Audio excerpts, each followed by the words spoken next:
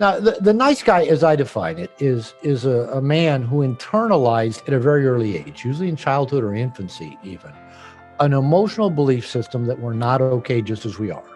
And therefore, we have to become what we think other people want us to be, and or hide anything about us that we think people might react negatively to. So that manifests in approval seeking and external validation and trying to be good and hiding faults, hiding needs, hiding wants, hiding our sexuality. Welcome to the Superhuman Life. I'm your host, Frank Rich, and this is the only podcast in the world dedicated to helping men break free from the shackles of addiction through the power of faith and fitness. It is our goal with every episode to help you take back control and rebuild your body, mind, and spirit. And we do so by bringing you real and raw conversations with people just like you, aiming to find their place in this world while dealing with the everyday struggles and battles that we all face. Now, it is my belief that we were all created for a specific purpose. And if we can harness that belief or faith, then take control of our mind and body or fitness, then we can ultimately create the life that we've always dreamed about, our own superhuman life. I want to let you know how grateful and blessed I am to have you here with me today. Let's get on to today's show. What is going on, everybody? Welcome back to another very exciting and very special episode of the Superhuman Life. As always, I am your host, Frank Rich. And guys, I am incredibly fired up and excited to have you here with me today. We have an extremely special guest and one that we're really going to dive into his work. And as you guys know, if you've been around here for a while, you've probably heard me ask some of our guests, because I am such an avid reader and I just love books. I think books hold the answers to so many of our questions. And you may have heard me explain it this way before, but think about when you read a book like today's author or today's guest has written, one that's been a best-selling book for 20 plus years. Think about it. You get to download this individual's life's work. You get to download years, sometimes decades worth of knowledge, wisdom, and experience in just a few short hours. Now, for those of you that don't enjoy reading as much as I do, this is why I bring these type of guests on, so we can unpack a lot of what he's written into his book.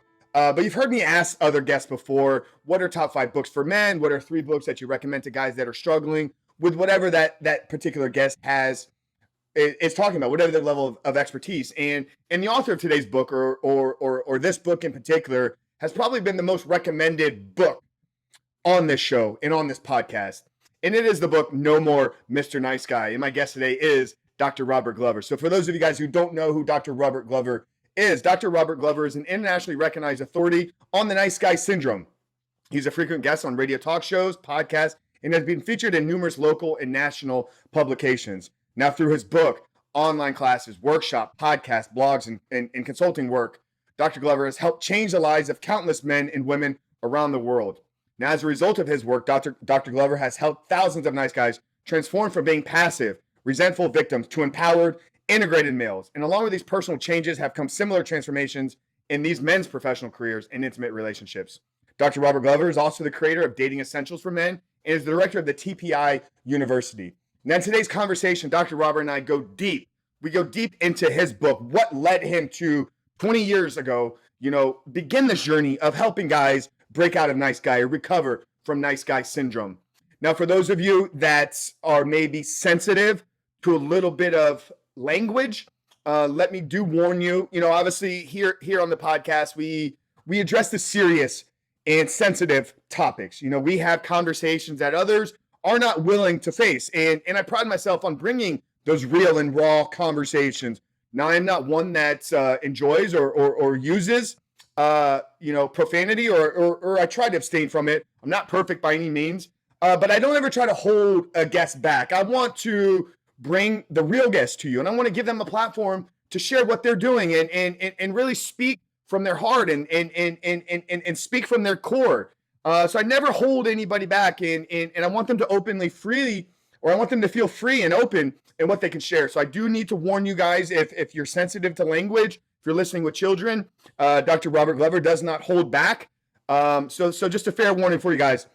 Now, one thing as well, and you guys will hear in the conversation, there comes a handful of times where I actually challenge and push Robert Glover. And I don't do that in a way to create controversy or to create conflict between myself, but I want to challenge people. And that's one of the greatest things that I'm getting out of the show is it's forcing me to really expand my own personal beliefs and expand my own opinions in certain areas. And I hope that I provide the same for you. I hope that you just don't listen here and take everything in and not process it and run it through your own filter.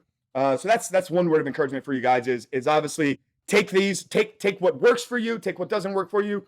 But this conversation is jam-packed. If you guys are out there, if you're identifying as a nice guy, this conversation is for you. Now, if you don't know what a nice guy is, this conversation is for you. Now, if you're a female out there, because we do have a female audience, more on the audio side, not so much on YouTube these days. If you're a female out there, is there a nice girl syndrome? And is this something you need to be worried about? So these are just a handful of the questions that Dr. Robert and I really explore and go deep on. But I'm not going to take up any more of your time today, guys. I want to get into today's conversation. So without further ado, guys, let's get on to today's podcast episode with Dr. Robert A. Glover. No more Mr. Nice Guy. I'll see you guys on the other side. Dr. Glover, welcome to the Superhuman Life. So grateful to have you here today. It's good to be here. Thanks for the invitation. Yeah. So tell me about what I'm looking at behind you there, because I'm seeing sun. It looks like it's a nice day. I don't know. I don't think you're in the States, because here about 90% of the country is under ice right now. What am I looking at behind you? Even Texas has got snowed on this week. I'm in Puerto Vallarta, Mexico. So you intuitively, I'm in my office, in my home in Mexico. Okay. You see some palm trees out front, maybe a few cars driving by out there on the highway. I've lived in Puerto Vallarta at least part of the year. I live here full time now, but for at least part of the year for about 10 years. So I just had to escape the Seattle gray and rainy. Oh wow, what a change of environment. Yeah, Seattle to Mexico. So we got Dr. Glover here living the dream, and what we're gonna do here today is I think really unpack this book that was written, I think 21 years ago, was 2000. The year that it was originally published? Probably original ebook was around 2000. The print edition came out early 2003, but it kind of had a couple little stops and starts to it. But yeah, I probably finished writing this book well over 20 years ago. Wow. So it seems odd to think it's been that long ago, but it has. Yeah, well, we're gonna have a lot of fun here today unpacking it. For you guys that don't know who we're talking to here, if you've been around for a while, you've probably heard this book recommended at some point on the show. Going back to Shana James, Stephanos, we even had Gonzalo reference this book. So it has been the top shared book through our podcast. So I think the best place I really want to start with you, Robert, is we talked about it was 20 plus years ago. Let's go back there. Let's go back to Dr. Glover at that point. Like where was he at in his life, and what was the inspiration to write a book titled No More Mr. Nice Guy? All right, well, let's go back even further. Okay. Because it took me about 6-7 years to write the book. So I'd say 25, 30 years ago, I was in my second marriage. I was working as a marriage and family therapist, and I was a nice guy. If you'd met me, I'd tell you I'm a nice guy. I'm one of the nicest guys you'd ever want to meet. And I couldn't understand why everybody didn't have that attitude of trying to be kind and generous and never get angry and stuff like that. And it had served me fairly well most of my life, being this nice guy, trying to be different from my father, trying to be the kind of man that women said they wanted and that my mother trained me to be. But 2 or 3 years into my second marriage, my then wife said, I can't take it anymore. I'm going to leave you. Why? I'm a nice guy. And everybody thinks you're a nice guy, but you're not. You're not a nice guy to me. You embarrass me in public. You put me down. You don't follow through on the things you say you're going to do. I'd rather be with an asshole. At least I know an asshole is going to treat me bad.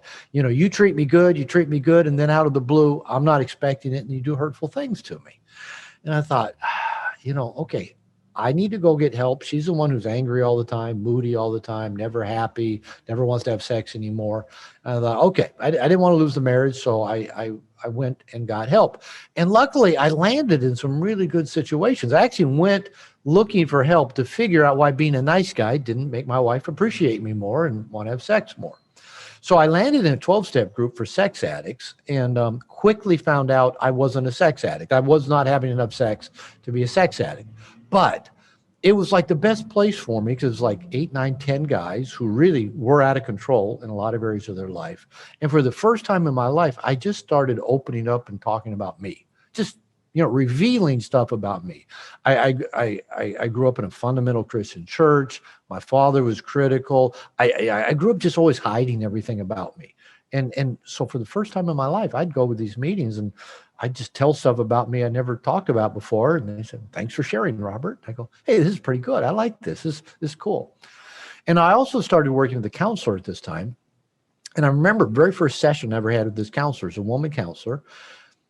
I walk in, sit down, and she says, "We're going to talk about boundaries." And I thought, okay, I was in my 30s in my second marriage, already had a PhD in marriage and family therapy. I'd never heard of boundaries before. So she gets a string out on the ground and starts doing a little demonstration around boundaries. I thought, oh, this is really interesting. I can say no. I can say stop. I can say, please don't do that. I can say, I'm going to get off the phone now. I thought, I didn't know I could do any of those things, right? And then not long after that, I got into a men's group. So I went to work, not so much thinking how am I going to work on my nice guy issues, but I went to work I was trying to make my wife happy and it wasn't working. So I was still trying to figure out how can I make her happy by going to therapy. And luckily I did. I found out about boundaries. I found out about making my needs a priority. I started connecting with men. I started becoming more honest. I worked at being more honest.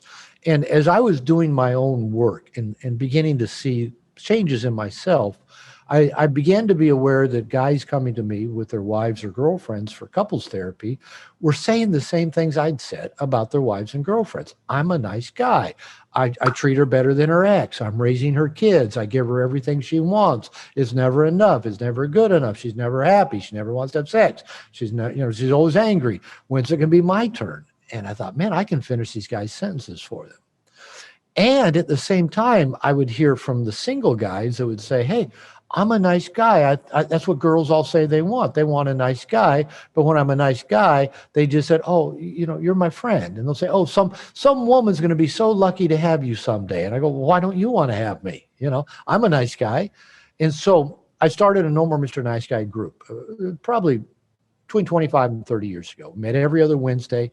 And I just started writing just stuff to give them of what I was learning, both about how I became a nice guy, this internal paradigm that we have that doesn't serve us well, how to do things differently. And I just kept writing and writing over, a period of months and years. And the guys and often their wives or girlfriends saying, Robert, you need to write a book. You need to go on Oprah. There's lots of people who need this book. So I kept writing and finally 6, 7 years into it, finally pulled it all together and then spent 3 years trying to get it published. And it was interesting because I found an agent who loved the book. He's still my agent. And we took it to a lot of publishers. And a lot of the publishers said, Robert, we like your book, but our marketing department says men won't buy a self-help book. And I said, maybe you need to publish one so they can buy it. Yeah. And like I said, that was about 20 years ago. And now the book, is in multiple languages. My royalty checks get bigger every year. Men buy self-help books. I'm looking at, Yeah, just look behind me. Yeah, there's a couple hundred of them here. Yeah, those people don't know what they're talking about, especially with Amazon now. And Amazon says people who bought this book, and this book. Okay, I'll buy those too. They show you the bundle. You can just pick up No More Mr. Nice Guy, Iron John. It's all sold together. Like get them all together. So times have changed. Grateful for that. So that was, like I said, 20 to 25 years ago where a lot of that was going on. I've continued to work on my own nice guy issues. I've continued to work with men around nice guys. I do workshops, seminars, have an online university, continue to do consultation with men. So that's my life. Working with men is just, it's my greatest joy. So I love that. That's how the book came about. And that's why we're talking today. Yeah. I love that. There's so much that we're going to pack there. And I think for all of us, the work that I'm doing, it's going back 3 years, like would I ever thought that I'd have a podcast directed towards helping men break out of porn, and I got a coaching company and we're having tremendous success with it. But I would have never gotten to that point had I not gone through the struggle and the journey and overcoming all the things on my own. And it's like, here's your life now as a result of your own transformation. And then you took that to then serve and help other men. I absolutely love that, because I think that's why we're here. So how did, you being a nice guy, I'm assuming you're not doing any of the marriage counseling anymore. You've kind of transitioned more into just the men's work these days. Yeah, it pretty much is all working with men, Got it. both in the workshops and seminars, and the consultation that I do is all with men. I did marriage and family therapy probably for 25 years, and it was good. It really gave me a good understanding of how relationships work, but also what frustrates women, what they're really looking for. When they tell us they want the nice guy, they think they do, but the nice guy's going to bore them. Yeah. So mainly it is working with men. Yeah. Let's go there. Let's unpack a nice guy, because people are going to hear this book. No, we're Mr. Nice Guy. Is Robert telling us that we all need to be assholes? And I know that's not the case, but I mean, obviously some people are gonna think that. We had this, obviously, we're even told as, if you remember growing up, nice guys finish last. It's kind of a message that you always hear. So it's like we kind of understand this. So why are we still having a problem where millions of men have read this book? So let's talk about what is a nice guy, and how do we kind of have things confused here. Yeah, and you're right. And as one thing about the title is that people might pick it up and go, no more Mr. Nice Guy. Why would someone write a book teaching men to be not nice? There's enough not nice men out there already. Now, the nice guy, as I define it, is a man who internalized at a very early age, usually in childhood or infancy even, an emotional belief system that we're not okay just as we are. And therefore, we have to become what we think other people want us to be, and or hide anything about us that we think people might react negatively to. So that manifests in approval seeking and external validation and trying to be good and hiding faults, hiding needs, hiding wants, hiding our sexuality. In fact, the porn dynamic that you mentioned is such a big piece that is the result of men hiding their sexuality. That, there's something wrong with me being a sexual being. I've got to hide it. But as you know, anything that we hide or push down is going to go underground and get manifested one way or another. Is one of the reasons why nice guys often are not so nice. And I talk a lot about that in the book as well. But so we've internalized a belief system in childhood, usually due to uncomfortable or painful experiences, that we internalize an emotional belief there must be something wrong with me that causes these uncomfortable things. I got to try to be good, and I got to try to not be bad. Right. And then so we then try to live our life doing that. But unfortunately, trying to get everybody else's approval or validation means we're never ourselves. We're not honest with ourselves. We're not authentic. And trying to hide anything. And the things that nice guys tend to hide the most are their needs and wants and their sexuality. And so hiding those things from the people around us means that most of those things go underground, like I said. And it prevents us from getting our needs and wants met. I mean, if you're hiding them, how do people even know what you need or want? If you're hiding your sexuality, how are you going to actually invite healthy sexual situations and partners into your life if it's all hidden away? So it's that hiding thing that really bites us on the ass in so many different ways. Yeah, it's like the nice guys are thinking that everybody knows what they're thinking. So I don't need to say this because you already know kind of this is how I'm already thinking. And that's not the case. Like we know, no, my thoughts are my thoughts. Robert's thoughts are Robert's thoughts. And what allows us to communicate back and forth. You can't read people's minds? I thought everybody could read minds. So yeah, and that's where something I talk about in the book called Covert Contracts comes in. And this is so core. In fact, a lot of people have told me that's the number one thing they take away from the book is the covert contracts. And nice guys basically work on 3 covert contracts to do those 2 things we just talked about, of trying to get approval, get our needs met, and hide things about ourselves. So covert contract number 1 is if I'm a good guy, I'll be liked and loved. And the women I want to have sex with will want to have sex with me because I'm a good guy. And women say they want a good guy. So this is part 1 of our covert contract. I'm a good guy, therefore you should like me. But not everybody's going to like us. Not everybody's going to connect with us. And just being good doesn't really turn anybody on anyway. So that's covert contract number 1. Covert contract number 2 is if I meet your needs without you having to ask, then you will meet my needs without me having to ask. That's that mind reading thing. I read your mind and do nice things for you. Why don't you read my mind and do nice things for me? Now, of course, people can't read minds, and they don't even know that's the contract we have, that I'm being nice to them because I want them to appreciate me or be nice back. But another core problem with this for nice guys is we tend to be terrible receivers. Not only do we not surround ourselves with people who want to give to us, we don't let them know what we want. And if they do try to give to us, we don't let them because it makes us too uncomfortable.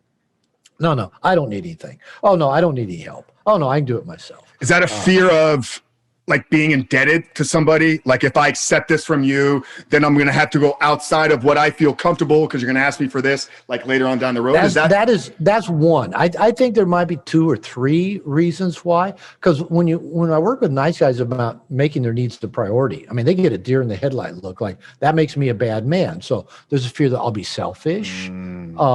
People will think, it's only about me. So that I don't want to be that man. Part of it is, I'll be emotionally indebted to you. But the funny thing is we're emotionally indebting everybody else to us by giving all the time. I think there's just this piece that if I let you give to me, I'm going to feel vulnerable. I'm going to feel out of control. And so there's a lot of pieces that get woven into that for the nice guy. But we're not very good receivers. And I've had plenty of people tell me that, Robert, you're hard to give to. And I've had to work on that, really, of letting people give to me and do things for me. Is that control piece? Is that a symptom of nice guy syndrome too? Like feeling like I need to have control of every area of my life? Yeah, and I personally don't like to think of myself as a controlling person, but pretty much everybody who knows me well regularly makes jokes about me being controlling. So, I mean, it's always a joke, so it can't be true. So the third covert contract is that if I do everything right, I'll have a smooth, problem-free life. Mm-hmm. It's a very, Peter Pan-ish, childlike, life can be perfect and good. I just have to do everything right. That's control, right? If I do everything right, then everything will go right. That's control. Yeah. But there is no control. We live in a chaotic world. So because these covert contracts don't work, none of those 3 of them work, the nice guy doesn't know anything. That's the only roadmap he has. So he just doubles down on that, tries harder to be good and hide the things about him that people might think are not good.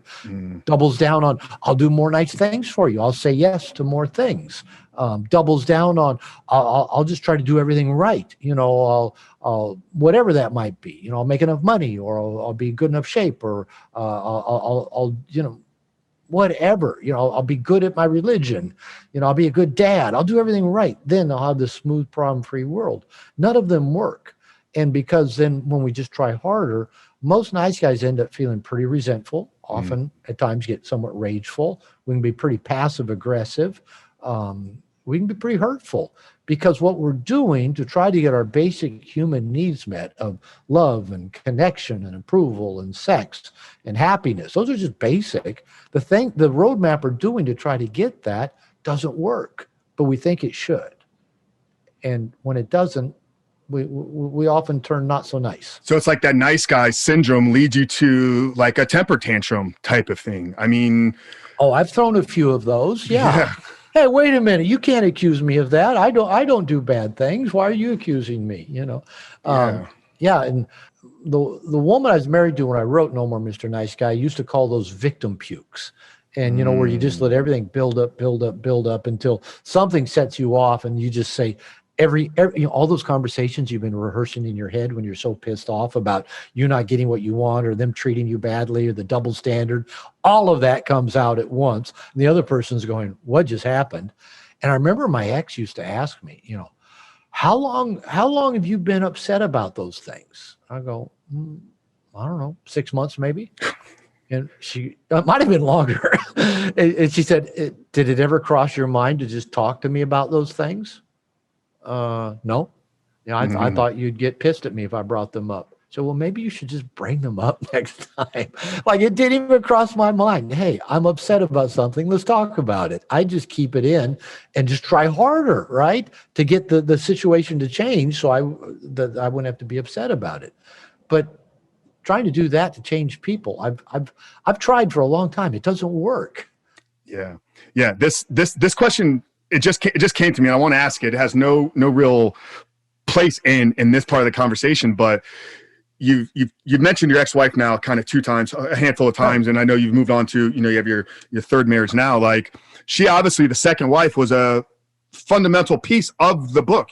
Had you not gone through that marriage, like we probably wouldn't be talking here today. I tell people that all the time. I'm grateful for. Where's the relationship at with her? Is it non-existent? Have you guys, is there anything there now? I mean, obviously not a romantic side, but has she seen the change? And now you guys are on, at least to where you can speak at all each other, or just kind of curious, like where?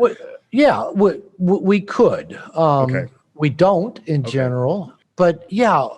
When our relationship ended right about the same time the book was actually coming out in hardcover. Oh, wow. Okay. So actually working on this while still in the marriage, it wasn't like you're done with it and then I'm going to get this out. Like, no, when I finished the book, it was probably still 3 more years, like I said, till it got published, and probably 3 more years till she and I split. And I knew that my nice guy recovery would lead to that marriage ending. Yeah. I just knew, because I knew that I tolerated too much. And I knew that the behaviors that were fundamentally intolerable to me weren't going to change. Mm-hmm. I knew that, but I just also knew it was going to take a little time. We still had kids in school and stuff like that. But so when we split, I actually had to go to 12-step groups again and make her my inner circle, my drug. Okay. I had this trauma bonded relationship with her that I'd worked so hard to try to make it good, to try to, and that when you do anything like that over and over again, it creates this trauma bond. And so I had to go to 12 steps where I would have nothing to do with her. I couldn't. I couldn't call her up. How you doing? Chat. And so it probably took 3 or 4 or 5 years of that, and I'd raised a couple of her kids. I stayed connected to her kids. I mean, they were saying, they like, when about the time I left their mother, they kind of disconnected from her as well. Yeah. For the same reasons, actually. But they stayed connected to me. Now, that softened after a while. Like, when a dog we had passed away, she sent me a message a few years after that. And then probably about 5 years ago, it was before I married my wife, Lupita, she contacted me, said, I'm going to be down in Puerto Vallarta. Would you like to just get together and have coffee? And I thought, okay, we hadn't had much communication. And so I told my then girlfriend, Lupita, and she said, oh, you should meet with her. She either wants to say she's sorry or she wants to have sex with you. And I said, oh, and you think I should go meet with her? She said, yeah. So I did. And actually it was a very pleasant conversation. And, and she basically said, for a long time, I thought everything was so terrible between us, but, hindsight, there were a lot of positives about it, and we parented well together. And I said, yeah, that's kind of where I feel about it. I'm grateful for it. And I have no lingering bitterness or resentment. I said, I'm just gratitude. It's all I've got. Yeah. I mean, it's got to be something where, like, you look back, like, like I've said it before, like without that, like millions of men's lives wouldn't have been changed. So, I mean, she's got to have a part of her that looks at it and say, God, I'm so happy for Robin, that's where my brain goes. Like, I don't know. Yeah. I say all the time, she was the big stick upside my head. I couldn't avoid. I couldn't keep being the slippery nice guy of getting away with stuff, and I'm grateful for that. Maybe something else would have changed my life. Maybe my nature is to be a seeker, and something else would have woken me up. Yeah, but I'm grateful for that wake up. And, that's great. Yeah, no, like it's every interview I do like this, I say, yeah, I'm grateful for Elizabeth, because we wouldn't be talking right now if she wasn't that big stick. Yeah, so true. I have a very similar, part of my story. I was in a very serious committed relationship. We're about 3 years in at the point when I realized, like, I had this major addiction to pornography for almost 20 years. And the driving force back then was because we were having some of the conversations about, like, future, and I knew that if we were really going to take that next step, like, I needed to change and she needed to know. So a lot of my big driving force, and this is I teach my guys through our coaching, is you got to have a deep underlying reason why. If you're going to make a change in your life, there's got to be a deeper reason than just doing it for yourself. And back then it was for Stephanie. Unfortunately, like, our paths have gone in different directions now. But I always talk about, if I talk about the book of my life, like, there's a big section of her, and I don't know if I'd be here today. Maybe I would have, maybe there would have been, like you said, another real transformational moment in my life. But the way it sits now, it was because of her, and I'm so incredibly grateful for her and everything that we had to go through. I want to go back to something you said at the beginning when you're talking about your story and kind of how these nice guys develop. You had mentioned that for you it was early childhood. You raised by your mother. I don't want to be like my dad. So your mom obviously is kind of showing you like, no, you need to be this way because look at how bad he is. And then you said the same thing with like men in general. So is it always the case where the nice guy syndrome starts in childhood, or is it something that you could like become later on? All right. Yeah, that's a good question. And when I first started looking, I've got kind of this analytical mind, and I'm a scientist by nature. I want to understand stuff. So that's why I wrote the book. I just wanted to understand, what was going on with me, and then what's going on with these other people. And when I first started writing just material, I was looking what makes men nice guys, and I thought maybe everybody was similar to me, trying to be different from father, overly connected to mother. I grew up in a fundamental Christian church. It was all good and bad and spending hell and eternity and stuff like that. I grew up during the 60s and 70s with angry feminism. Mm-hmm. Every man's a rapist and, just that kind of stuff. And so when I started looking at it, I thought, well, maybe everybody's a lot like me. And I came to find out they're not. Now, what I think most nice guys do share in common is that it didn't feel safe or okay to be them as a child. Maybe their parents were addicted. Maybe their parents were split. Maybe their mom was depressed. Maybe dad was angry. Maybe they grew up in this real fundamental religion that, that just pounded, you're not good, you're a sinner. Could be a lot of things, but in somewhere, and this is usually an emotional belief system, not an intellectual one, because it typically gets internalized at a very early age in a child's development, even before language is part of our development. There's something wrong with me. It's not okay to be me. And it's a misinterpretation of a child's experiences. Mom and dad are fighting. Oh, I must have caused it. I need to do something different. Mom's sad. I made her cry. Mom's yelling at me. Mom's control. Whatever the stuff is, and it's not always mom and dad. Sometimes it's siblings. Sometimes it's nobody's fault. Maybe you're 2 years old and your mother has another child, and that child has health problems and consumes all of her attention. You used to have mother's attention, now you don't, right? Not because your mom was bad or hurt you, but the child still internalizes, I must have done something. I caused that, okay? So that gets internalized in our emotional operating system, down in our amygdala, that then shapes all of our perceptions of ourselves and the world as we then develop through childhood, adolescence, and into adulthood. Now, every human being has painful experiences in childhood because we're all dependent, completely helpless and dependent. We all develop some sort of defense or survival mechanisms to try to cope with the painful feelings. Everybody does. So the two things every child does is they try to find ways to soothe or manage the uncomfortable feelings they're having. And they try to find ways to prevent those things from happening again. Okay. So for some of us, that becomes becoming a nice guy. Oh, I'll be needless and wantless. I'll never be a moment's problem. I'll do everything mom and dad say. So that might be one path. Another path might be defiant and pushing back. Another might be overachieving. Another might just be completely dropping out and, down here in Mexico, they say, me vale madre. I don't give a fuck. So, but a child, often based on their natural temperament, will develop certain defense mechanisms to deal with uncomfortable feelings. And then we all carry those into adulthood. Now, in looking at nice guys, what I found over time is there seem to be two types of nice guys. And just to keep it simple, I call one the I'm so good nice guy. The other's the I'm so bad nice guy. The I'm so good nice guy was like me. I do everything right. I'm good. I go to church. I make mom happy. I'm not like my dad. I do everything right. And therefore, I should be loved and appreciated. And women should want to have sex with me because I'm good. The other type was more of what we'd probably call the oppositionally defiant child, where maybe, maybe they had ADD, maybe they had learning disorder, maybe they just had a natural temperament to push back and do the opposite of what parents want. And this is the kid that, is getting into fights, or, the parents can't control him, or he drops out of school at 16 or 17, or starts doing drugs or drinking. And this guy grows up also internalizing toxic shame. I'm bad because, look, I do all these bad things. But if they give in to the parents, it's like the parents won and they lost, and their temperament won't let them do that.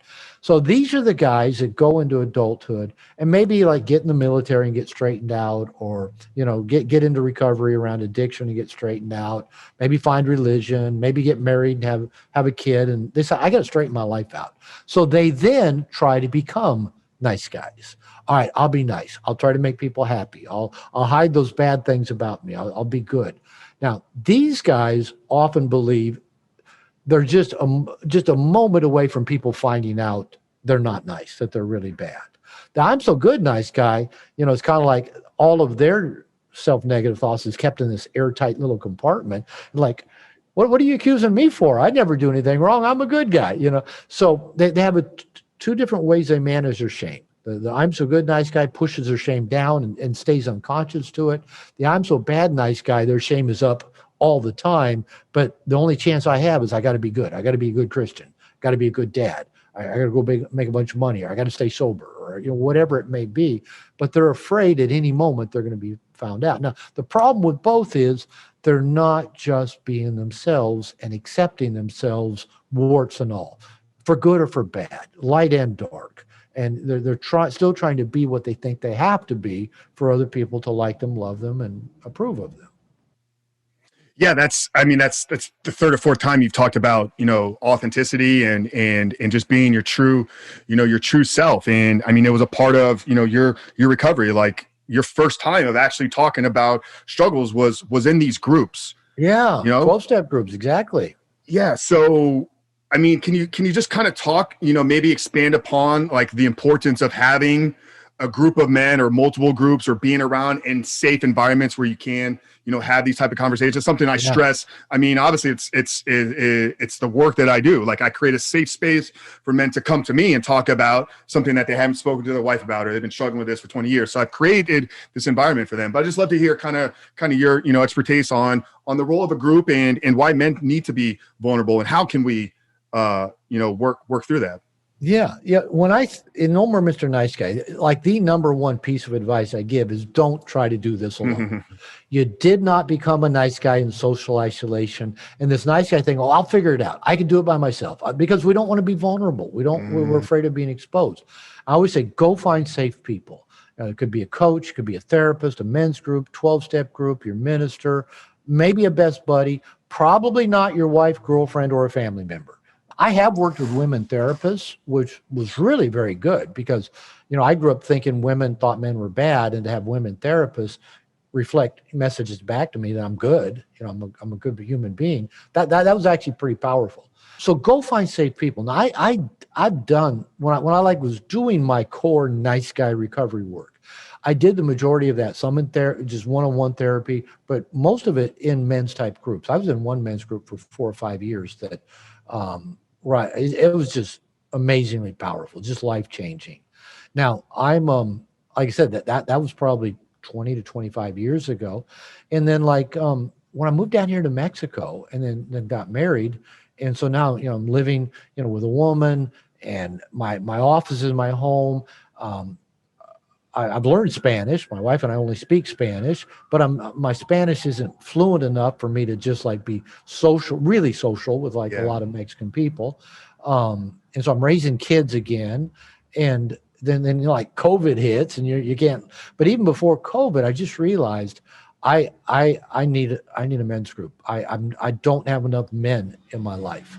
And so I made that a priority, and I was fortunate. Somebody attending one of my workshops told me about a men's program he was in, and I said, I'm signing up. So I called the coach and started coaching with him, and I'm in the third year of doing this men's program with him, and it is so valuable, because even still, 30 years into this recovery process, I still need the support of men. I still need a safe space. I still need to be called on my shit. Yeah. I can still fall into patterns that don't serve me or serve my wife.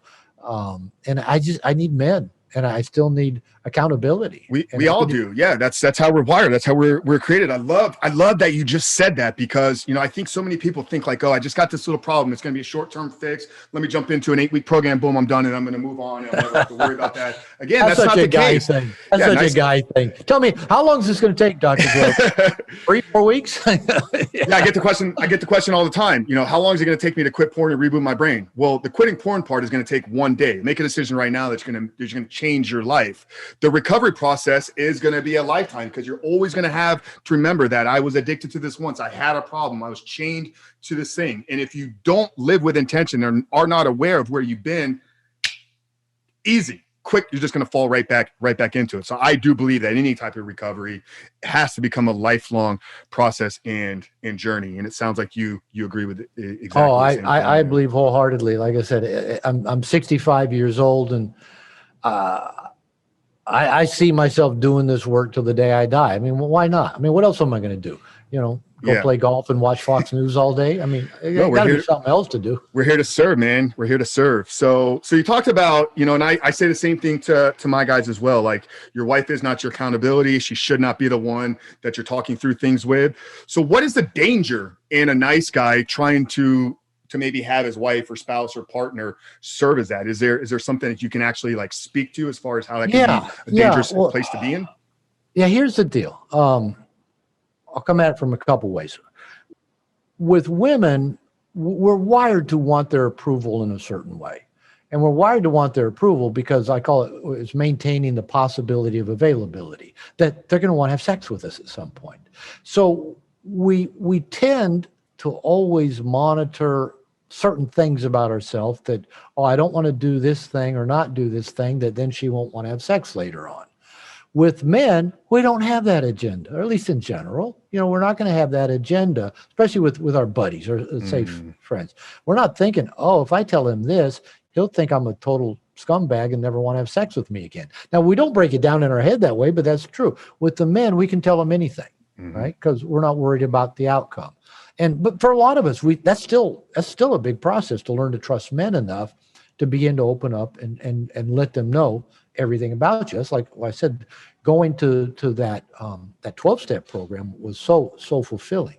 Now, another reason of not sharing this with your wife or your partner is that your wife or partner may love you dearly and want you to grow and want you to challenge yourself, but the fact that you're growing and challenging yourself is going to frighten her because it's the unknown. And I see this in marriage therapy all the time. It's actually a powerful part of marriage therapy. One person starts challenging, it's like a teeter-totter. One person starts challenging and growing, and the other person goes, oh my goodness, they're growing. They might leave me. Right? And if this person has a desire to stay with that person, that's why I got into therapy. My wife said she's going to leave me if I didn't grow. I did. Now, when this person starts growing, it upsets the balance that they're comfortable with, right? So this person's growing. It's kind of unknown where it's going to go. This person says they might leave me. This person now has two choices. One is try to either bring them back down, or they got to start growing themselves. And then they grow, and it's this teeter. And then this person goes, oh my goodness, look, they're growing. They might leave me. I either got to bring them back down, or I got to keep growing. And so if you go to your partner first and start treating them like your therapist, I mean, I am a therapist, and I tell people, I'm not my wife's therapist. I don't wear a therapy hat. I don't charge her, several $100s an hour to listen to her problems. She has her own therapist, right? After she goes to therapy, she comes and tells me a little bit of what she talked about. I probably get 45 seconds of an hour's worth of conversation. I go off and do my retreats with men and work with my coach. She sees the results of that. I don't even have to tell her about it. She sees it, all right? So if you go and start telling your wife or girlfriend, kind of turning them into your therapist, the feedback they give you will not be completely objective and And because part of it may be they want you to grow and change, but you say, well, I'm going to start spending more time with men because I need to connect with that. And they may think that's a good idea, but what if he spends time with men and then this happens? And so they may actually, that whole thing, bring the other person back down. We actually sabotage our partner's growth at times. Yeah, and a lot of times that's got to happen. A lot of times that's got to be happening unconsciously. It's not like they're intending to do it, but it's just that they know that there's something in their life that they're not. I'm sure there are times that it is, but I get a chance. I talk to a lot of conscious and unconscious. Yeah, I talk to a lot of wives and spouses, and they're reaching out. What can I do? And I tell them, you're not there to be his therapist or his accountability. Get on the same side of the table. Say, hey, I'm gonna be here for you from a support level. But then here's what I always say. Here's what I always tell a woman when she reaches out to me. What can I do? Look at your life. Look at where you have something that is holding you back, and start working on that. Because you will get that level of resentment where you see your partner moving forward, like he's finding happiness and joy. And I got to imagine when guys break out of this nice guy syndrome, every area of their life improves. Their work improves. They probably get a raise. They get better social life. So you're going to see that. And then if you still know that you're back here, then there's going to be a deep unconscious level. And sometimes, like you said, consciously, let me bring that person back down. Is there a nice girl syndrome? Like, is this a gender? Is this specific to men, or is this a problem that women struggle with too? No, women had this issue long before we men latched. In fact, most of us nice guys were trained by nice girls. Nice girls. And when I wrote No More Mr. Nice Guy, there were already books out there for women who love too much. There are already a lot of books on codependency about women. And when I wrote the book, nothing was out there for men. It's kind of like, only women have this issue of being too nice and approval seeking. But when I started seeing it in me and other men, it's kind of like, there's men like this. And I intentionally did not use the word codependency in the book because I didn't want people to just have a preconceived idea of what I was talking about. I wanted to talk about something, and I tried to write it from a unique perspective of men. Now, I was influenced by other codependent work, John Bradshaw, Healing the Shame That Binds Us, P.M. Melody Beatty, a lot of people that did work around codependency, but nobody had ever directed it at men. And I believed and still do that men have some very unique manifestations of those nice guy dynamics. And especially in today's environment, where you hear so much about toxic masculinity and women saying they want a nice guy. There's all these messages about be a nice guy, but the truth is being a nice guy is not a very productive way to try to go live your life. So there are nice girls. They've been around long before nice guys existed. Got it. So we touched on porn. We briefly glossed over it. I want to get your take on something, because this is something I'm really trying to still kind of wrap my own opinion on. So obviously, if a man is struggling with a porn, call it compulsion, call it an addiction, just he can't get off of it. Like, he's returning, maybe not every day, maybe it's 3 times, 4 times a week, whatever the case. Like, we know that he's going to have all these nice guy syndromes. Is the nice guy the precursor to a porn addiction? And this is an opinion question, I guess. So is it nice guy is not happy in his life, so he seeks out to escape reality to find pornography? Or is it a young man gets hooked on pornography, he's dealing with all the anxiety that comes with that, because you don't want people to find out what you're really going on, so then he becomes a nice guy? Just your take on that. I'm going to come at it a little bit different. Okay. But I think it may answer the question. Okay. I think the dynamic with porn it's a multifaceted issue.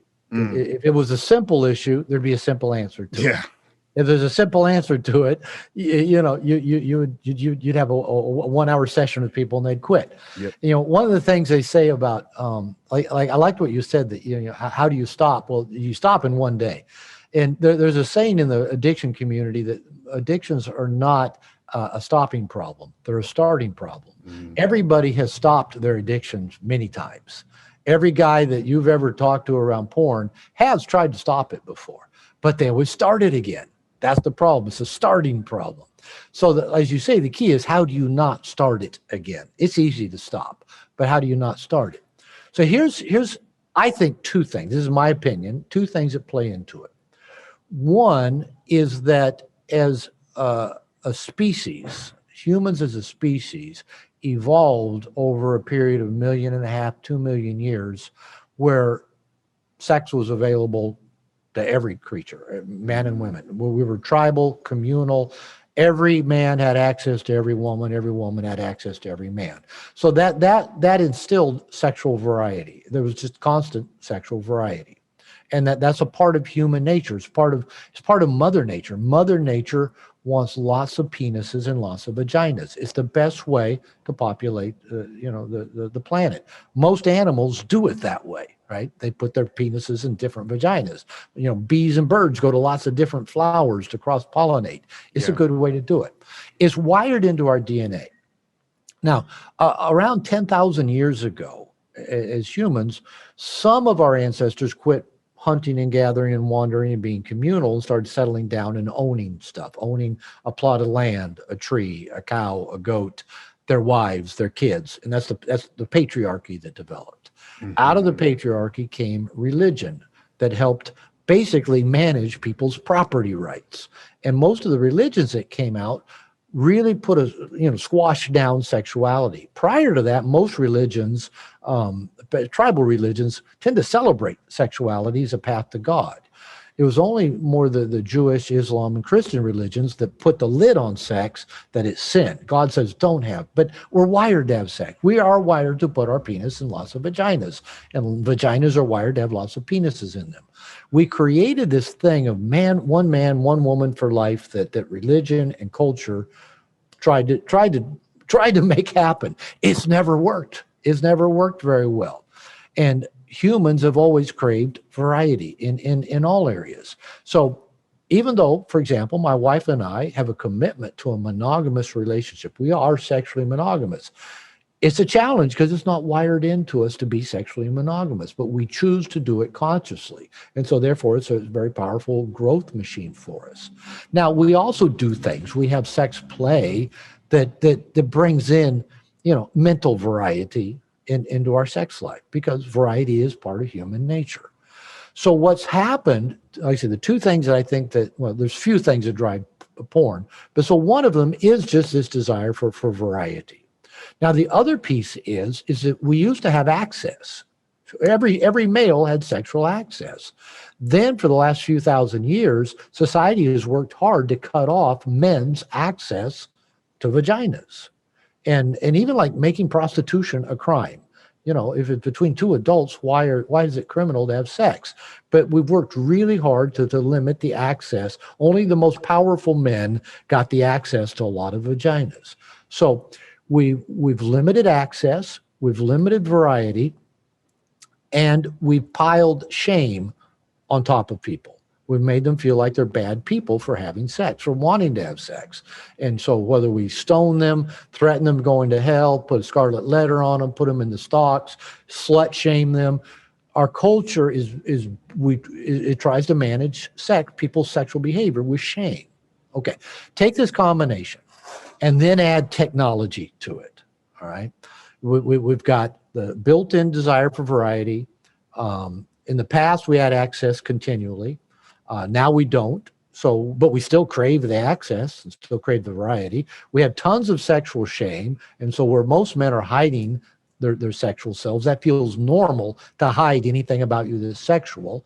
And then we can pump, a million different images into our house using technology and go hide, because that feels normal. Now we go look at all this variety of sexual thing, and it fuels our shame. I've come to the conclusion that most porn addiction is not truly a sex addiction, and not even an addiction to porn. Porn is actually pretty boring. If you watch it in a group of conscious people or turn off the volume, it gets boring really quick, because I've done that with groups of men. We'll sit down and watch it together, not in a hidden trance, shame-based, and just talk about it. And if you turn the volume off, it gets boring really quick. And so what happens, I think most porn addiction is a shame addiction, is a place where I can go and go into my shame compartment and get both that sexual variety, a sense of access, and stay in that, I'm doing something wrong. If guys bring their porn out into the open, that is the most powerful thing they can do to kill the desire to go look at it. So what I've done with men around porn is that when I was working in private practice, I just have them sit down at my desk and, we'd open my computer and say, show me what you look at. Let's talk about it. And they'd show me, and then we'd talk about, like we're talking about cars or sports or whatever. I said, all right, what do you like about that? Or what fantasies do you create around that? Or would you look at that next, or would you go look at that? And so we would just talk about it. And I've done that with groups of guys too, where we'll just all gather around the computer and look at porn together and talk about it, and take the shame out of it. To show your therapist or your coach what you look at, it brings up a lot of shame. But once you bring it up, you don't have that driver to go hide and look at it. Once it's in the open, it's like it can't be the same again. And I've had guys come back months later and say, I haven't even had the impulse to look at it once I brought it out of hiding. So I think if we can take the shame out of it, we go a long way to breaking the real intensity of that link. Yeah. That's a really interesting perspective, and not one that I've ever really considered. I mean, we've gone pretty deep on the neuroscience side of things. So, understanding like the supernormal stimulus, how this infinite supply of streaming hardcore, like we're not wired for that. You talked about, millions of years ago, or even 10,000 plus years ago, like we're, sexual variety, this and that. We know through brain scans that having sex and watching sex, two different parts of your brain fire. And that's where the addiction really comes in. It's like, I think that I'm just doing this and I'm getting the same sensation and the same feeling, but the brain scan is telling us, like, actually the part of your brain that is firing is not the part that responds to humans. It's the part that responds to objects. So this is where like this sexual objectification of women, like if I watch enough porn, every woman that I see instantly becomes a sexual object for me. I'm imagining her with her clothes off in this position, and that. So that's a very interesting take. I think we probably disagree a little bit on the overall sexual variety, and we should be sticking our penis in the hole every single else. No. You didn't hear. I didn't say we should go stick. My wife, like I said, we have a monogamous sexual relationship. I'm not saying that complete sexual access is what evolves us as humans. I'm just saying it's what Mother Nature wanted to populate the planet. Is that in our best? Is that going to grow us the most?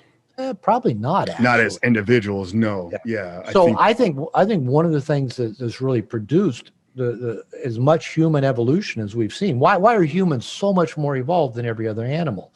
It's usually because of conflict of some sort, both like a conflict to belong and be connected, and the conflict to have independence and to be on your own.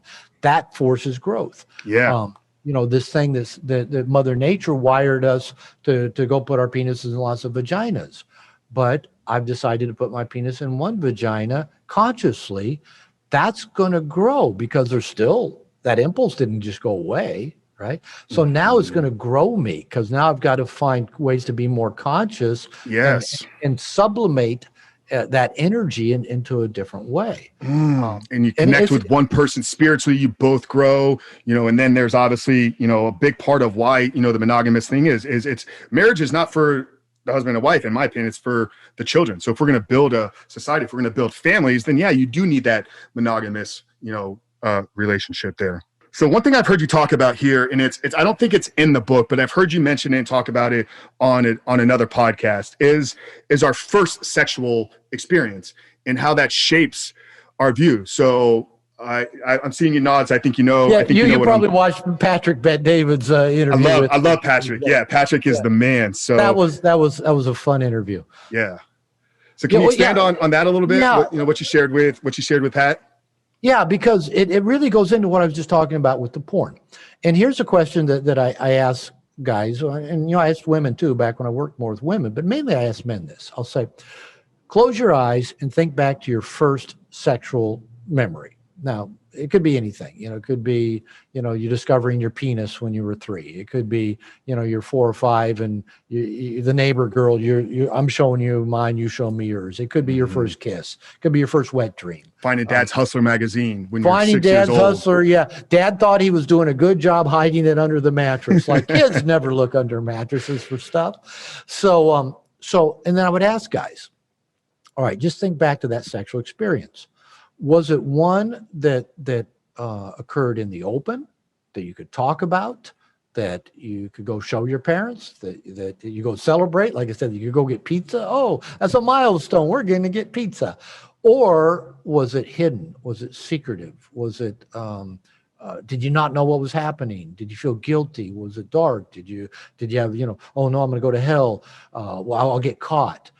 What happens is, for the majority of human beings, is that all of our early sexual memories, all the way from, as boys discovering our penis, to discovering girls' vaginas, to having a wet dream, to learning we can jerk off, to finding Dad's magazine, every single one of them happened in hiding, darkness, shame, guilt, don't let anybody know. And that's one of the reasons I think that's why porn is so powerful. Mm-hmm. It matches that. Well, so what builds happens, that neural pathway. Yeah, you're wiring that. The neurons that wire together, of course. So what happens, I call that cross-wiring. Shame and guilt get cross-wired to sex, right? And even if you just go to most Christian churches, you're going to get enough of that cross-wiring. I grew up being told sex is dirty, evil, and sinful, so save it for the one you love. That makes a lot of sense, right? And then when you find the one you love and are married, because it's legal now all of a sudden, all those messages that sex is dirty, evil, and sinful are just going to dissolve and dissipate. No, they're wired into our emotional brain. They're deeply wired. So what happens is, for most human beings, because of our cultural conditioning, that everything around sex is hidden. Because even like our parents, they don't want us to know they were having sex when we were little. That's hidden. You can't let the kids know that mom and dad have sex. We can't watch animals have sex. Shoo them off, throw water on them. That's not, all that stuff that kids grow up with, this message that sex is bad, it's dirty, got to hide it. Now, if the deepest human drive, just the force of all creation is our sexuality, and now we wrap it, crosswire it with shame and guilt and secrecy, and now we're going to grow up and have healthy adult sexual relationships with our partner, and assuming they're available to have a healthy sexual. No, most of us are going to get off into something, right? And it is so convenient, as you say, for men to get off into the porn, because it is perfect. It triggers our shame, is guilty, is hidden. We don't have to actually connect. I call it safe sex, because real sex with a real human being is messy, right? Shit can go wrong. You can lose your erection. You can come too quickly. She won't come, or she'll be dissatisfied, or she'll get knocked up, or, things go wrong with real people.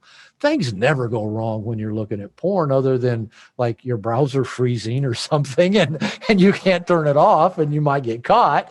But that's the wife shows up 10 minutes before she said she was going to be home, so you're catching yourself running. Yeah, it's a lot can go wrong. Yeah, a lot. Those things can go wrong, but it's safe sex, because you can go find your fetishes, whatever it is turns you on. You can keep going back to that same thing over and over again.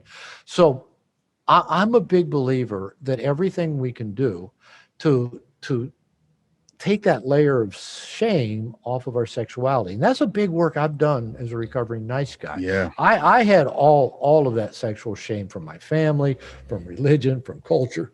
I still pack it around. I can still watch it come up, and it gets in the way of you just having an open, healthy, expressive relationship with another human being. Like you say, we either just objectify them. You know how many men I listen to that, because I teach men about relationships, and a lot of that involves dating. How many men say, oh yeah, I'm with this chick and she's cool, but she's not pretty enough for me. Or, unless I can date a 10, I just don't want to date at all. It's like saying, unless I can drive a Bentley, I don't want to drive. And we we men have gotten so obsessed with this thing of physical beauty and physical, our grandfathers, go back 100 years ago, our grandfathers maybe saw 2 or 3 beautiful women in their entire lives, right? And probably didn't see any of them naked. Right? Now we can see unlimited beautiful women all the time, and many of them naked, right? Yeah. And now all of a sudden, that's like we're crosswired in this thing. Well, if I'm going to get married, if I'm going to have a girlfriend, if I'm going to settle, she's got to be hot. She's got to be. And again, we're just turning them. We're basically trying to turn the people we want to be with into porn stars, into those objects. Into objects, yeah. If we're only looking at the physical side of a woman, and we're not getting to her heart and understanding who she is as a person, we're missing out on a major part of that connection. I've had a lot of sex with a lot of beautiful women. I'm not saying that in a braggadocious way, because I made a commitment now at the point I'm in my life, I am waiting, and I know you probably don't think that that's the wisest thing, but I've experienced what all the flesh has to offer. I've experienced that, and for me, it left me sad, depressed, and empty. Yeah. And I'm looking forward to the day when I have a wife and we get it on for the first time. I know it's going to be truly magical. But yeah, only looking at the physical side of things leaves you empty. 100%. And honestly, I when I got divorced after my first 2 wives were my first 2 sex partners, and I went through a phase of saying yes to a lot of women sexually, and it was a powerful experience, and I learned a lot, and I shed a lot of sexual shame, and I came to the conclusion, maybe as you did in your own way, is that I'd rather be sexual with somebody I really cared about and had a close connection and felt safe and trusting with. But I had to be with, a number of women to get there, to see that's what works best for me. Now, you and I can't tell anybody else what will work best for them. But I think we do agree that if we will relate to if we're heterosexual, if we're straight, if we relate to women as human beings, and if we're gay, relate to other people, if we just relate to each other as humans rather as a manifestation of body parts, we're going to have a lot higher chance of really having something deep and meaningful. Because, like I said with my wife, we have a monogamous relationship, but because all of our sexual energy stays in that container, neither one of us are on Facebook, getting lots of likes from other people. I don't masturbate. I only ejaculate once a month or so, and it's only a gift to her.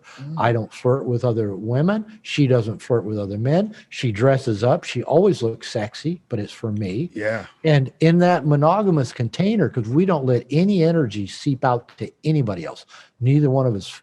The only fantasies we have are ones we share with each other while having sex. We don't fantasize about other people, alone. It's always a gift to each other. Yeah. And so this can be amazing, but this is within a container of 2 people having a hell of a lot of respect for each other, and we're not spreading our sexual energy out there to other people. Yeah. And in culture nowadays, it's kind of just common. Oh, it's okay to flirt around. It's okay to have a lot of members of the opposite sex on your social media. It's okay to be this. It's okay to masturbate. It's okay to look at porn. And I'm not saying those aren't okay. I'm just saying that if you truly want a blow your mind kind of sexual experience, is probably not going to be from what I call hookup culture has to offer. Yeah, you're seeking instant gratification, short-term pleasure, as opposed to long-term fulfillment, joy, satisfaction, like what you and your wife are creating. Sounds like an incredible bond between the 2 of you. I mean, hats off, kudos to you for that. So as with the remaining time that we have here, Robert, why don't we give some guys some steps? Obviously, I want every guy out there, if you haven't done so yet, pick up Robert's book. I'll link you down, but let's start with maybe is there, is an internal assessment, or, if a guy is hearing this and he's like, am I a nice guy? Like a lot of what they're saying, I have these traits, but maybe you can have some of it and not really be a nice guy. So where should a guy start outside of reading the book in determining if he's a nice guy first, and then we'll follow up that with the steps to maybe overcoming it. All right. Well, if this conversation hasn't, helped enough, or maybe just they can either go to my website at drglover.com, and click on the link for Nice Guy Syndrome. And I talk a little bit more about it there. And there's actually a little questionnaire. I also have another website called nomoremrniceguy.com. And I talk about Nice Guy Syndrome there as well. Basically, if people have told you all your life, you're a nice guy, you probably, oh, you're such a nice guy. You're probably, if women have said, you're such a nice guy, you probably are a nice guy. And so that'd be one place to go check it out. But, most guys, once they first kind of hear, this trying to get approval and trying to hide those parts about ourselves, if that's what they've been doing, most people relate to it pretty quickly, pretty instantly. And so, yeah, just go to drglover.com or nomoremrniceguy.com and just read, some stuff there to see if it lands. If it lands, yeah, the book is probably a good place to start. I've got workshops, I've got seminars, I teach online classes, so there's plenty out there, and so start. Yeah, one thing I hear you talk a lot of it's living life, on your own terms, and how I interpret that, it's like it's having an aim. So many people mindlessly walk through life like I have no idea what I'm trying to create, where I'm trying to go. I'm in this job, but is this job where I want to be in 5 years from now? So I talk a lot about it, and it's deep of what we do in the work here is just painting a vision or creating an aim for your life. And once we have that aim, we can then build a value structure that we determine the decisions that we make.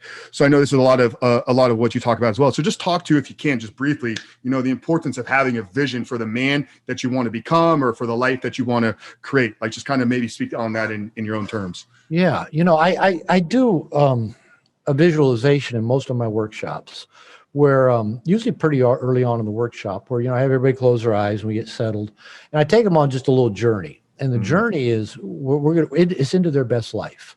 And we start with, all right, where does it begin? Is it in the mountains? Is it in the city? Is it in the desert? Is it in a jungle? And then I have them imagine a house. I said, this is your ideal house. This is the house you've designed, you've built. Look at it, walk into it. I have them walk through it. I have them, look at the art, look at the architecture, look at the view. Just, this is your ideal home. And then I have them go to a place in the home where they create. This is where you write, where you paint, where you work out, where you, do, your martial arts, or where you bring what you bring into the world. It happens in this room in your house. Then I take them to another room of the house where they're social, where this is where friends and family come and engage with you. This is where your loved ones are. And I have them imagine that. Even if they're single, I said, don't even imagine a woman's face. Just imagine that you have a loving partner, and this is here in this space. And so I take them through, and there's something about the house metaphor, this home that is their perfect home. And I have that to a big degree. I mean, when this house found me down here in Mexico, I walked through it and didn't say a word and walked out, and my wife looked at me. We weren't married yet. And she looked and said, you love it, don't you? I said, I'm going to buy this house. So I don't know how I'm going to buy it, but yeah, I'm sitting in my office, and I love my home. I go sit out in the backyard by the pool in the mornings with my dog and watch the sun come up, drink my coffee, do some meditation. I read, start to work. And people say, well, Robert, you're lucky. You get to live in this beautiful place, and you got this young wife that wants to have sex all the time, and you're making the world different, and you make good money at it. You're so lucky. And I go, no luck involved. Created it. Yeah, there of course was luck. There of course was, but as somebody said, it seems like the harder I work, the luckier I get. I had a PhD at 29. That took work. I wrote a book, took 7 years to write it. I worked 3 years to get it published. I'm still doing interviews for it 20 years later, right? There's work that's gone. I still work on me, and it's not. I'm not trying to say any kind of a braggart way, but I like what you say you do with the men is create this vision of what do you want. 'Cause if you don't have a vision of what you want, how you can ever know if you're going in the right direction? And when I discovered Mexico 20 something years ago, I thought I want to live there part of the year. It took me 10 years to make that happen, but I worked to change my business to where I could do it all online. And it took work, but I had a vision and I worked towards it. And do this with a support system. Don't try to do it alone. Share your vision with other people, with Yes. your buddies. Get them on board. If you want to write a book, I'm on Zoom every morning for 2 hours with guys that want to write books. And, I don't need to be on Zoom to write books. I'm going to be writing them no matter what. But there's other guys that got writing projects that are in the men's program I'm in. So we get together. I have an exercise support group. I message every day, what my workout was, and they message their workouts. So get guys with you, support you, hold you accountable. And the thing is, that vision you create doesn't have to really be like this concrete thing. Like I have to drive this car. No, it just has to be about you living the abundant life in a space where it's fulfilling to you. You live life on your terms. And you just get up every day. I mean, I get up every day when I go out and let the dog out of her kennel and she goes and sits next to me. She's got a recliner. I've got a recliner. And I got my coffee. And my phone, a little message comes up that says, your perfect day. And so I think in the morning, I'm already off to a perfect start with my coffee. Yeah. She just turned 9 months old, my little pit bull next to me, scratching her ears, drinking coffee, watching the sun come up in Mexico. I'm already off to a good start for my perfect day.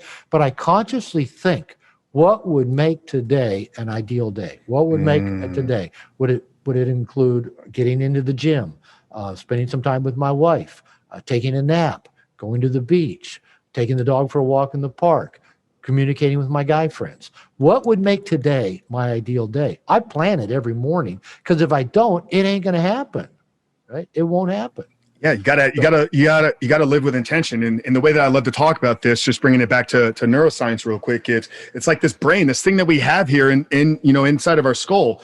All in my opinion, it's a filtration system. It's designed to filter what we deem as necessary for us to live the life that we're trying to create. So without that vision, you're not giving your brain the filter system to then when you step out in the world, you're not going to get what it is you want, because you haven't told your brain, this is what I'm looking for. When you get real clear on that house, you probably had envisioned something very, very similar to it. When I saw it, it's like, I knew dude, this is what I want. I can't tell you. I mean, going all the way back to probably 2017, I had this vision of not Robert Glover, but I mean, best-selling authors, like real world changers. Like I knew that there was going to be a point where I was going to have conversations and share them with the world. It took a couple years for it to make, for it to happen and come into reality. But I had that vision going all the way back to 2017. You talked about only ejaculating once every 30 days. I saw your face. You had a visceral reaction when I said it. We just had, I don't know if you know who Dave Asprey is. He's the founder of Bulletproof Coffee, multiple best-selling author. We just had him on the show last week. I've not read his books, but I do drink. I put his oil in my coffee. You drink the bulletproof coffee. Yes. So he shared about, he actually spent some time with, I believe it was Tibetan monks, and they have this actual formula. It's like your age minus a certain number, and this gives you how frequent a man should ejaculate. At my age, I'm only supposed to come 4 times a year. 4 times a year. So you're pushing a little bit more regular than 30 days. So is that why? Like, are you seeking kind of a transmutation thing, or is this because that once a month, like it's going to be like the real deal? No, none of the above. I'm not that pure. Okay. Here's how it started. I had a workshop down here in Puerto Vallarta, and 3 guys came from Holland who had done a lot of work in a tantric program, and they came to do my workshop, and just getting into what's tantra? What's tantric sex? Everybody wants to know what that is. Is it like staying, going 8 hours, having sex, whatever? And so I said, it's just like not coming as often. They said, well, start with that. And so I was with my girlfriend, who's now my wife. And she's very sexual. She's 22 years younger than me. She loves sex. She says, I'll never tell you no to sex. She says, you can have sex with me even if I'm angry at you, because I'm never angry at your cock. So I've got this woman who likes sex. I was about 60 at that time. I'm 65 now. I'm like most men, our sex drive just does a steady nosedive. I do testosterone supplementation. I believe in Viagra. But having sex every day and ejaculating every day, talking about things that we're wired for, we're actually wired to want to push away the person we just ejaculated with. That's part of our hormonal system. And then at my age, my refractory period is about a week before I even think about sex again. Well, here's my wife thinking, if we're not having sex every day, there's something wrong. So I told my girlfriend at that time, I said, all right, I'm going to do this. I'm going to go a week without coming. And I said, I got these guys in my program, they do this Tantra thing. And she said, you can't do that. I go, I'm going to try. And she said, can I try to make you come? And I said, by all means. And I said, well, how are you going to do it? I said, I don't know. I'll slow down. I'll stop. I'll work on my breathing. And so we went a few days doing that. And immediately, both she and I noticed some changes with me not ejaculating every time we had sex. One is that sex went on longer, right? Because if it does, most sex ends when the guy comes. And so if the guy's not coming, this can go on. And with my wife, it gets dirtier the longer it goes on. So that was interesting. But what I also noticed, other things about me, is that my sexual interest stayed up. Right? I didn't have to get myself in the mood to have sex. It stayed up. I stayed more energized. And I felt more energized in general, not just around sex. So I talked a little bit more with these guys. And they said, well, shoot for 21 days. And I told my wife, said, well, I'm going to go 2 weeks, maybe 3 weeks without coming. She said, I don't think you can do that. I said, I'm going to try. And like within a week or two, she was telling everybody who would listen to her, tell your man not to come. She was talking to her girlfriends. She was talking to her gay friends. Tell your guy not to come. It's amazing. And so then from there, I began to study it more. And yeah, I've heard of the things of where kind of in the Eastern, your age, they base on how often you should. Yeah. Basically, I should come with the 4 seasons, basically. Now, I don't have like, oh, I got to go this long, or if I do come, it's terrible. It's more like I just do better if I don't ejaculate. I just do better. And so I never masturbate. I don't fantasize. The only time I ever masturbate or ejaculate is if I'm traveling away from my wife, and I'll shoot a video and send it to her as a gift to her. It's arousing to her. But if she can't be involved in it, I don't do it. Right. So it's just changed. It's just transmuted that sexual energy in so many ways. And everybody I talk to that starts practicing it loves it. Now, we men have a lot of habits. We're all about coming. I often say that men are sexual mopeds. We basically look for a hole to stick our dick in and come and go to sleep, and we call that sex. That's one reason why porn is intriguing. We can kind of just get away with that simplicity. But the not coming really, again, is part of our human growth and evolution. You have to learn to breathe. You have to learn to be conscious. You have to learn to show up differently in sex. And I just see that on occasion, when I do ejaculate, it's always a gift to my wife. Is for her pleasure. Now, do I enjoy coming? Of course I enjoy coming, but I actually enjoy more staying at about that 80% before you ejaculate. That's the high that feels good to us.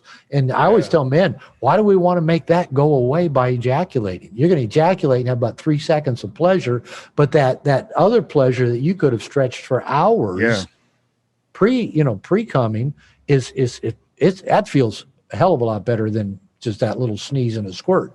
Yeah, and then ejaculation a day later, there's a dip in testosterone. I love the harnessing and the transmuting of that energy. I mean, talking about books here, Napoleon Hill was talking about this in Think and Grow Rich 100+ years ago. There's an entire chapter dedicated to sex transmutation. He interviewed, I think, 500 of the world's elite performers, and every single one of them, they didn't say that they didn't go without sex, but it was one woman and it was controlled.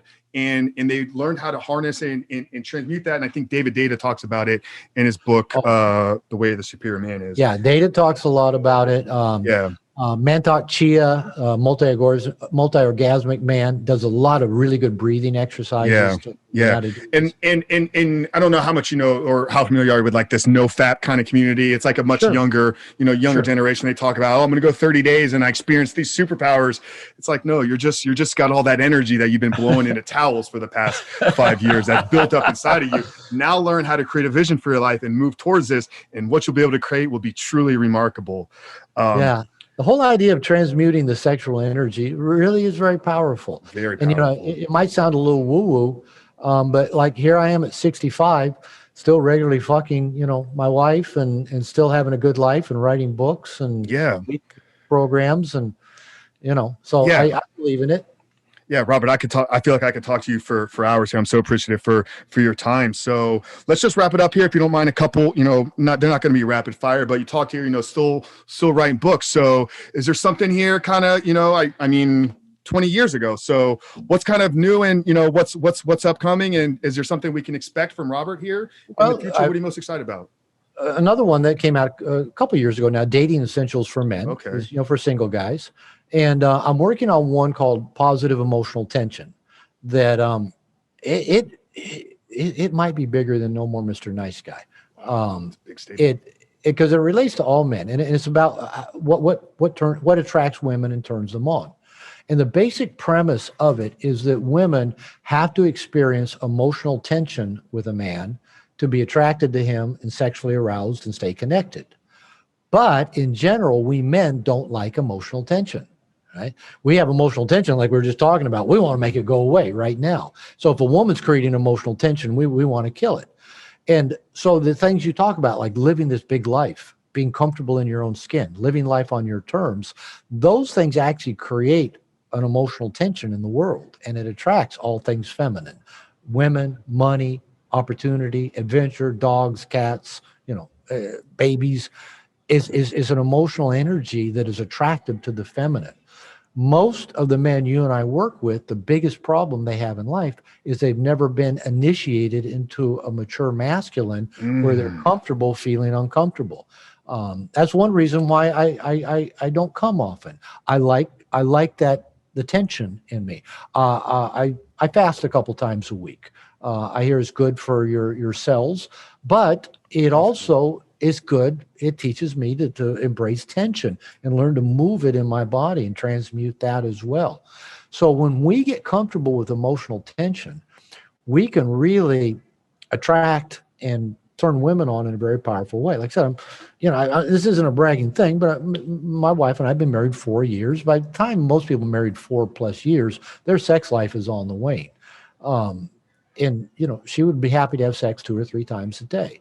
And I think the big part of that is that she is turned on by the way I live my life, by the way I penetrate the world, by the way I penetrate her, with the passion and purpose that I live with, and that she feels safe with me. She's a strong woman. She grew up in a very difficult situation, and she's strong, but she loves that she feels safe with me. She's a strong masculine man. I mean, a strong woman is not going to feel safe around a nice guy or a weak man. No, I say that all the time. Is that any strong woman's going to want a guy that matches and exceeds her strength in the world.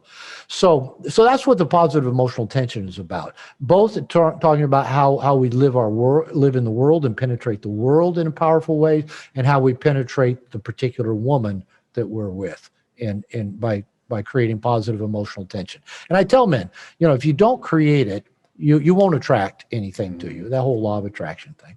And if you're with a woman and you're not creating positive emotional tension, she'll create negative emotional tension. The withdrawing, the throwing of dishes, the starting fights with you, the accusing you of things. Those are the things. For a woman, she doesn't care if it's positive or negative. She just has to have the emotional tension.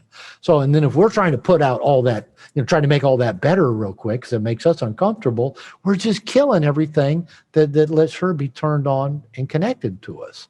So that's what the next book's about.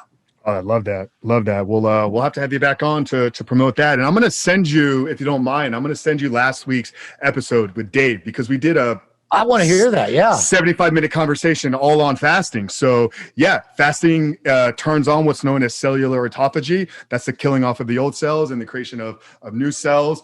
We go deep on some of the spiritual side, how fasting is really a biohack that's going to increase your energy and willpower. I think it might be some stuff in there that you could actually pass along to your men that are struggling with making proper decisions in life, because willpower is simply having enough energy to make the necessary or the proper decision when faced with a difficult decision. So, Robert, this has been absolutely amazing. Let's, we plugged your website.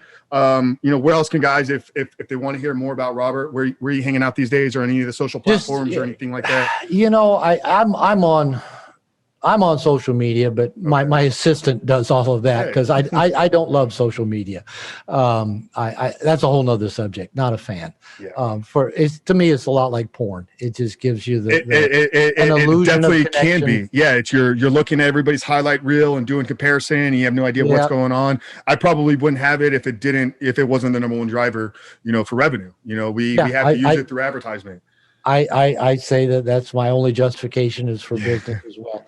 I have no friends on my personal Facebook. None. I'm not making that up. No friends. But anyway, drglover.com is the best place to find me. If they Google Robert Glover, if they Google No More Mr. Nice Guy, I got all the top spots on both pages. So I'm easy enough to find. So got it. I appreciate you pointing people in my direction. Yeah, no, 100%. We're gonna get this book. I mean, I know I've already sold a few copies for you just with some of the client work that we've done here. So I'm gonna do everything I can because I think that this is a book that every guy needs to read. It should be one that you probably read on an annual basis. I vote for that. Yeah, just because I think reading classics like this. I mean, there's a reason, 20 years ago, and it's still, like you said, your royalty checks are going up. I got to imagine that quarantine probably created who knows how many millions of nice guys. I mean, we know it increased addictions and suicides and abuse and everything. Yeah. Hopefully it did. I mean, you would know more, better than I did. So we always have one question that we wrap up. It's not really anything to do with anything we talked about here today. The title of the show is The Superhuman Life. And that title is really a result of my life's journey and my life's transformation. There's no secret that I struggled with addiction, not just to pornography. I had a run-in with drugs and alcohol. Like I was your classic, like if it feels good, I'm going to chase it and I'm going to get addicted to it. That was a story of my life. But a superhuman life to me is a life that's free of chains and is one that is living in service of others with our own God-given gifts that we were given. So that's what I talk about when I explain living a superhuman life. It's really a higher level view or maybe a belief system, so to speak. So I always love to get every guest perspective, and I have no idea where you're going to go with this, Robert. But Dr. Glover, how would you define living a superhuman life? It's funny because you're talking about the freedom. I have a whiteboard over here with books I want to write, and it also says, I am a free man. It's written in red. I am a free man. We humans, we men especially, we go give our freedom away. We give it away to drugs. We give it away to women. We give it away to sex. We give it away to chasing money and approval. And we think that that's going to give us a constant, an anchor that'll make us feel secure, that'll make this internal existential angst go away. And it doesn't. It doesn't. The only real option we have is to embrace our freedom and go all the way into it. And don't, the reference I use, don't handcuff yourself to anything and then hand it the key and then resent that thing for having you in handcuffs. Powerful. So powerful. Live free. Yeah. Live free, live life on your own terms. Dr. Glover, it's been a pleasure. You guys out there, if you haven't read Dr. Glover's books yet, pick it up. It's linked down there in the description. And if you're new here, obviously we're doing this to help and serve you so you can help us in doing these two things. If you got value out of today's conversation, tap whatever, that three dots there in the right-hand corner. If you're listening on your iPhone or if you're watching on YouTube, share this with somebody in your life that needs to hear today's conversation. And if you're finding value in what we're delivering here, if you're finding value in these conversations, help us continue to grow our reach and let iTunes or Apple or YouTube know by rating and reviewing the podcast. But that's it, guys. There's nothing left. It's been an amazing conversation with Dr. Glover. We appreciate you guys. We'll see you next week and we love you.